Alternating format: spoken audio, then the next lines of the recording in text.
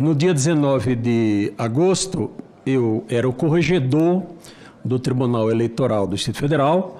Eu anunciei que iria aposentar porque, evidentemente, eu não iria cumprir as determinações do senhor Alexandre de Moraes. Eu disse...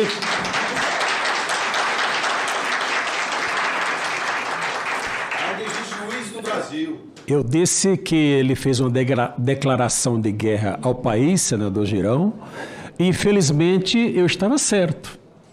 Ele está, senador Renzi, está guerreando contra o país, está vencendo algumas lutas, mas eu creio que ele não terá a vitória final.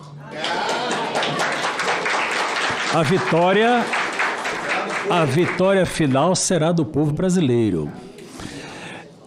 A decisão do ministro de não investigar a verificação feita pelo PL, toda a resistência que já foi colocada desde a intervenção indevida do ministro Barroso aqui no parlamento para não ter o voto auditado,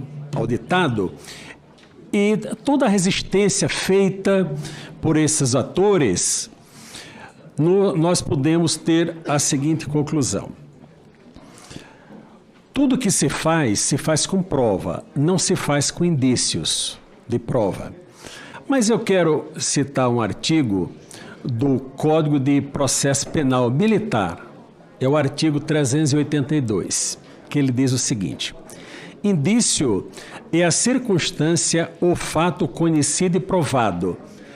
Todos esses fatos, o senhor perito argentino, o engenheiro que aqui já falou, todos eles já trouxeram fatos inconteste da realidade que nenhum de nós desejávamos. Então, todos esses são indícios, que conclui o artigo, de que induz a existência de outra circunstância ou fato.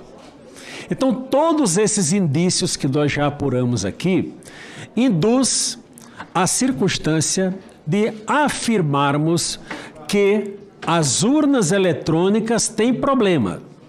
Nós não podemos dizer que houve fraude, porque o processo está sendo impedido de ser verificado.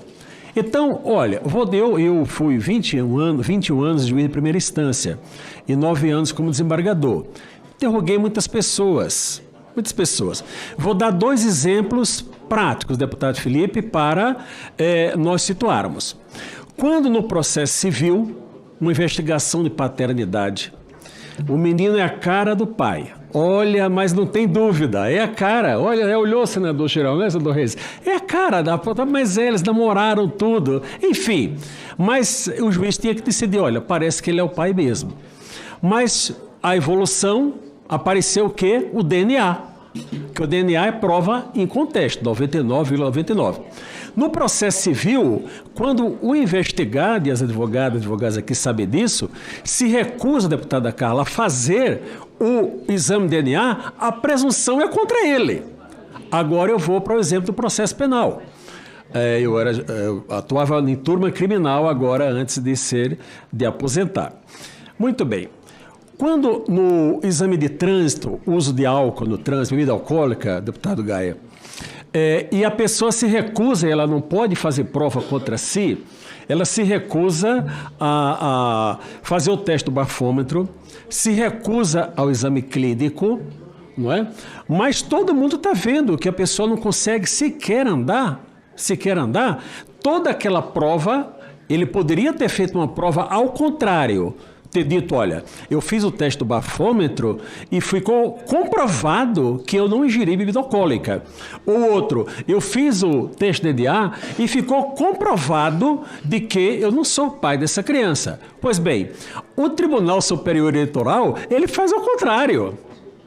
Ele que tem os instrumentos para dizer, olha, tudo que vocês estão falando é um absurdo, isso aqui está absolutamente irregular, absolutamente legal, mas o que ele faz?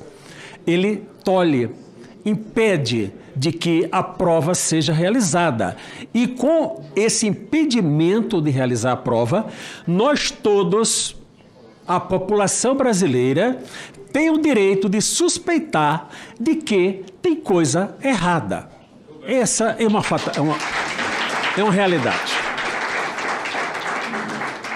Como nós falamos muito de apontar erros e não apontam, e às vezes não apontamos soluções, eu quero apontar uma solução. Eu queria propor ao Senado Federal, à mesa do Senado Federal, aos líderes, que fizessem, tendo junto também senadores como Renzi, como Girão, que estão à frente desse processo, o senador Lazier também, o senador Cajuru, que propusesse uma reunião com os ministros supremos, 11, e dissesse: ministros, chegou, parou, passou do limite. Qual é a proposta que nós fazemos, Vossas Excelências?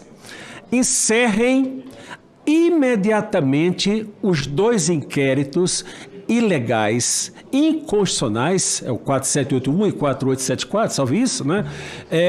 Pare imediatamente e entregue as provas ao Ministério Público, e o Ministério Público vai analisar e ver se alguma coisa que está ali presta ou não, deputado Girão. Se presta ou não. Se o Supremo tomar essa aceitar essa proposta, nós começaremos a ter o processo de pacificação do país. Agora, eles não podem, eles terão o benefício de alegarem que, olha, nós não fizemos isso, já deveriam ter feito de ofício. Se o Senado não for até lá, o Senado tem que se mover, tem que chegar até lá para fazer a proposta. Senão eles vão ficar, não, mas ninguém me propôs, eu não podia fazer nada. É possível que eles aceitem? Não creio. Mas tem que haver a tentativa. Por que eu não creio? Porque todas as ações, e aí eu não vou detalhar muito, Gustavo, porque é consenso nacional de que o senhor Alexandre de Moraes já praticou muitos crimes. Usurpação de função pública. Ele exerce, para conseguir uma água, eu agradeço, ele exerce a função de promotor de justiça, de procurador da República, de juiz de direito, então de delegado de polícia, senhor delegado da Polícia Federal, isso é usurpação de função pública.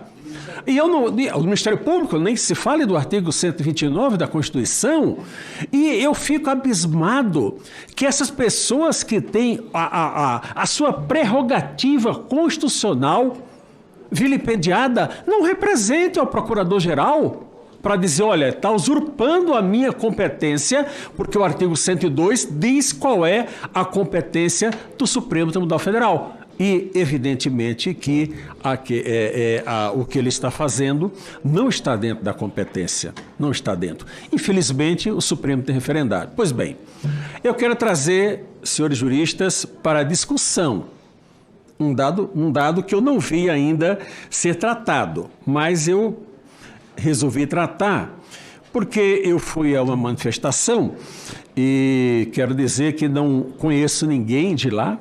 Eu voltava de viagem, passei pelo local, vou dar uma olhada, e no domingo resolvi ir e resolvi falar. Na hora que cantou o hino nacional, e todos com a mão na boca depois, 3 minutos de silêncio, eu pedi a palavra e falei naquele momento, e defendi a prisão de Alexandre de Moraes. Eu não tenho...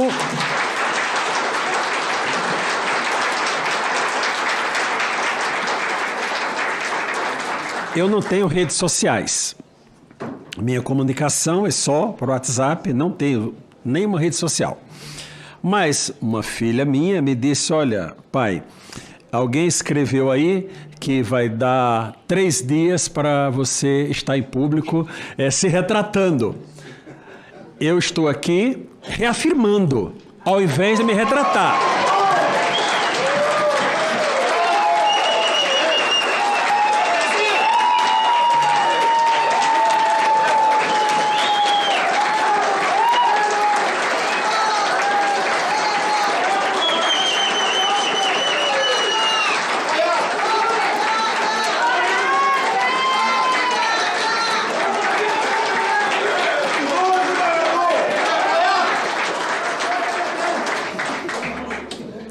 Muito bem. Muito se fala contra a polícia, seja ela civil, militar ou federal. Enfim, olha, a polícia tortura, faz e acontece. E eu vou ler aqui um artigo, eu vou ler a lei de tortura. A lei muito antiga, 9455 de 97. Diz que constitui crime de tortura. Inciso 1, inciso 2.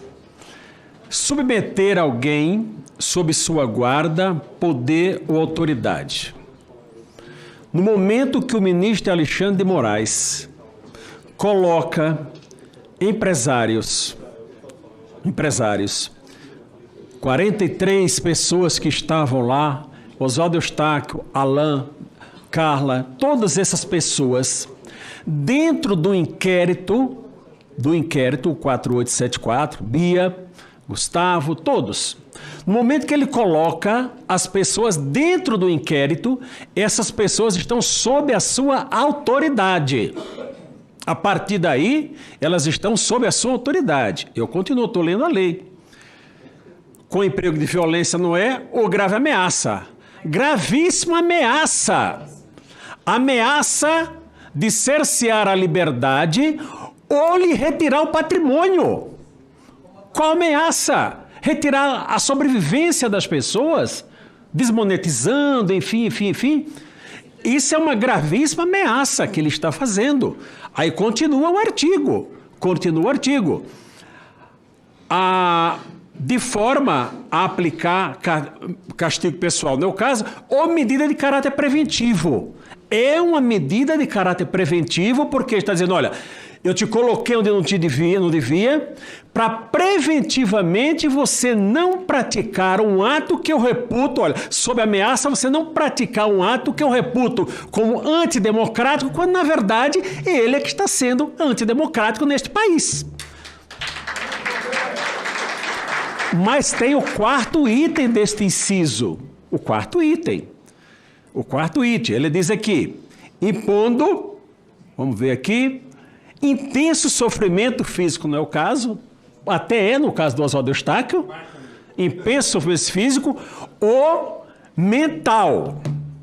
Eu ia dizer, senador Girão, senador Reis, vamos convidar aquelas pessoas todas que tiveram redes sociais cerceadas, liberdades cerceadas, patrimônio com Constituição, patrimônio bloqueado, para ficar mais simples, se elas estão tendo algum sofrimento mental. Se elas chegarem e disserem, não estou, eu me desculpe e retiro. Mas ao ouvir a Bárbara, que aqui chorou e mostrou a indignação da violência que ela está sofrendo, eu acho que nem preciso fazer essa pergunta para dizer que eles estão sob intenso sofrimento mental.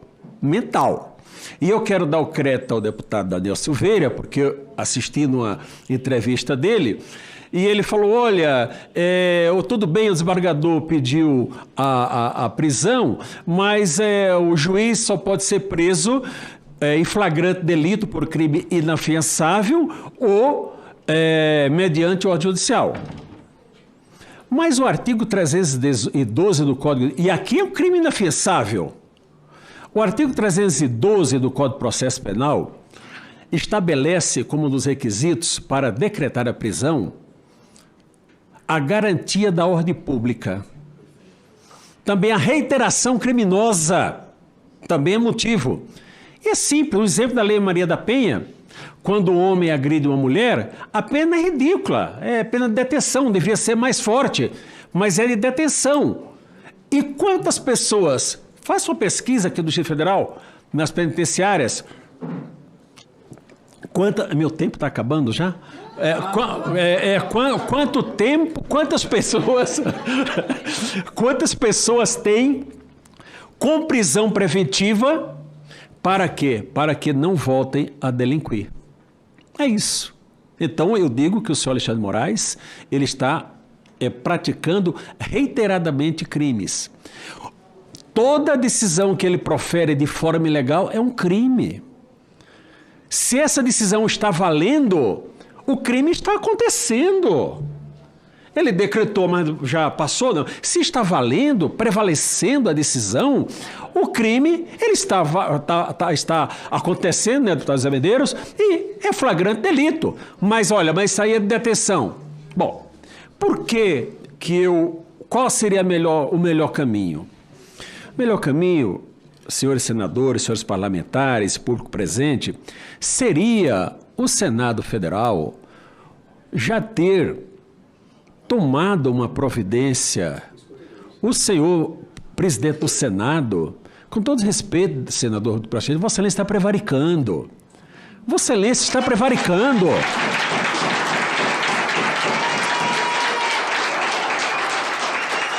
Veja, nós somos pessoas, seres humanos, pelo menos a quase totalidade, que temos que ter temor a alguma coisa. Temor a Deus, temor não ao cumprimento das regras, mas se eu sou um sujeito que tudo que eu fizer, eu tenho a certeza antecipada de que ficarei na impunidade, e se ele não tiver um sentimento, eu não sei nem se eu posso falar, enfim, ele não terá freios. Eu dou exemplo do sinal de trânsito. O sinal está vermelho ali, eu não passo porque eu posso causar um acidente, eu sou responsável, eu não faço isso. Mas se eu passar e for flagrado, eu posso ter minha habilitação retirada. Os senhores ministros supremos, eles não têm medo de nada. Porque eles poderiam temer, o Senado eles não temem, ao contrário, população brasileira. O Senado está numa comissão para modificar a Lei 1079, que é a lei do impeachment, e, pasmem, presidida pelo Lewandowski. Presidida pelo Lewandowski, para que, não vi o anteprojeto ainda, mas para blindar os ministros do Supremo Tribunal Federal e ainda incluir Forças Armadas nessa história toda. E pressionar os senadores a não se manifestar. Cala a boca, senador. É o que vão fazer. Mais ou menos, é isso. Então, nós estamos no estado de exceção. Nós estamos, brasileiros, no estado de exceção. Todos já disseram isso, rompimento institucional. O vice-presidente da República, Mourão, já se manifestou, futuro senador dessa casa, nesse sentido. E quando nós estamos diante da ruptura constitucional, o que é que nós podemos fazer? Aqui nós temos 2 ilustres delegados da Polícia Federal, que sabem que nos crimes comuns a competência é da Polícia Federal para apurar e para julgar do Supremo Tribunal Federal. Eles podem fazer isso? Eles podem fazer isso? A quem recorrer? Nós não temos a quem recorrer. Por isso que eu digo que a ordem constitucional está rompida e a ordem pública está abalada. A ordem pública foi jogada no lixo. Nós podemos ter uma convulsão social nesse país. Infelizmente, podemos evitar? Poderíamos pelo Senado. Não vai. Mas é triste dizer isso, que votamos e o senador, o representante e tal, porque uma grande parte dos senadores quer, mas não funciona. Então eu digo que não há solução. A sociedade brasileira, sofreu um golpe praticado pelo Supremo Tribunal Federal.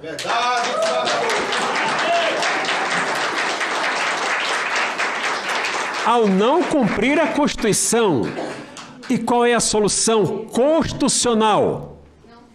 Tem o presidente da República invocar o artigo 142 da Constituição para dar legitimidade às Forças Armadas para agirem.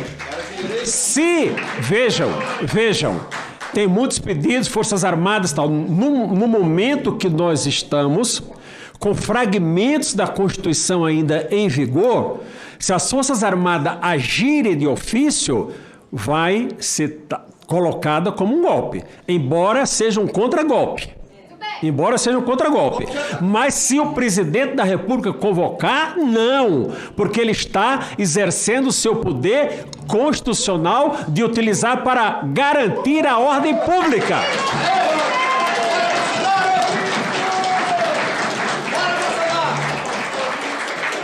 essa é a realidade que nós estamos vivendo. E para concluir, senador Girão, eu vejo que com a composição atual do TSE não tem solução.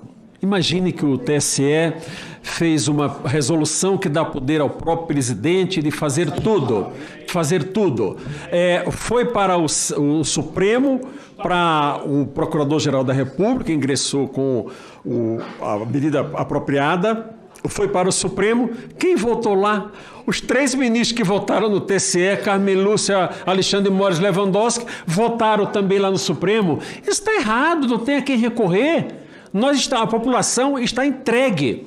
Então, o presidente da República tem até o dia 31 de dezembro, e todos nós temos que ter paciência, para exercer o seu papel constitucional. Se ele não o fizer, chegaremos 1º de janeiro e aí a rua vai dizer o poder que o povo delegou para que o parlamento exercesse, o parlamento não está exercendo. Então, o povo, eu acho que do estágio que nós estamos, poderá exercer diretamente. E nós não sabemos onde o nosso país vai parar. Eu falo isso, senhoras e senhores, com muita dor no coração. Muita dor no coração.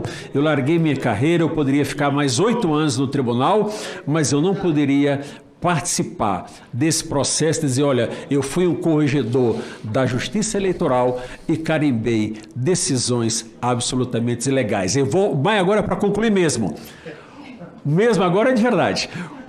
O Brasil comemorou 200 anos de independência há dias atrás. Nós fomos novamente colonizados por um império chamado Supremo Tribunal Federal. Basta esperar. Quem será que dará um novo grito de independência ou morte? Muito obrigado.